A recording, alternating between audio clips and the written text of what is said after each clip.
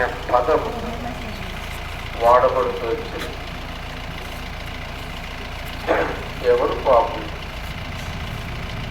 ఆజ్ఞ అతిక్రమించడం పాపమని, సకల దుర్నీతి పాపమని, విశ్వాస మూలము కానిది పాపమని, ఇట్లా బైబిల్ గ్రంథం అనేక విషయాలు కూలంకుషంగా పాపాన్ని గురించి ప్రస్తావించడం గ్రంథంలో మనం చూడగలం.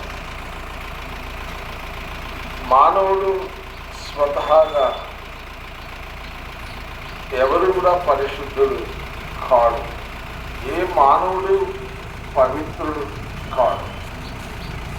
అందరూ పాపము చేసి దేవుడు అనుగ్రహించు మహిమను పొందలేకపోతున్నారు అన్నది దైవవాక్యం చెప్పే సత్యం.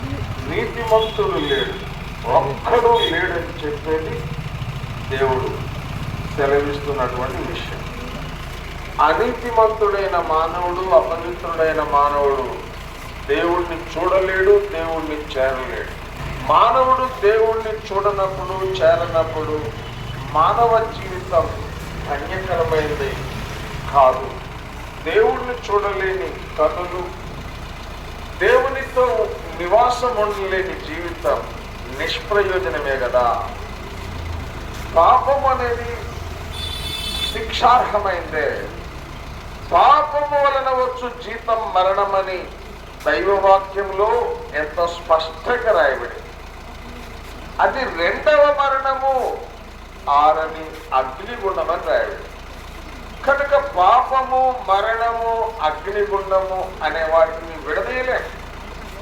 అదే సమయంలో నీతి, పరిశుద్ధత, నిత్య జీవము, పరలోకము వాటిని కూడా విడగొట్టలేం. పవిత్రత ఉంటే నిత్య జీవం ఉంటుంది. నిత్య జీవం ఉన్న వ్యక్తి పరలోక రాజ్యంలో ప్రవేశిస్తాడు. కనుక నిత్య జీవం అనేది అద్వితీయ సత్యం. భూలోకానికి మానవ రక్షణార్థమై, పాప విమోచనార్థమై పంపిన తండ్రిని ఎరగాల.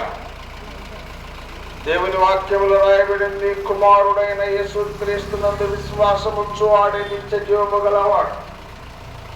కనుక కుమారునికి విధేయుడు కానివాడు జీవము చూడడు, దేవుని ఉగ్రత వాని మీద నిలిచియుడునని రాయబడి.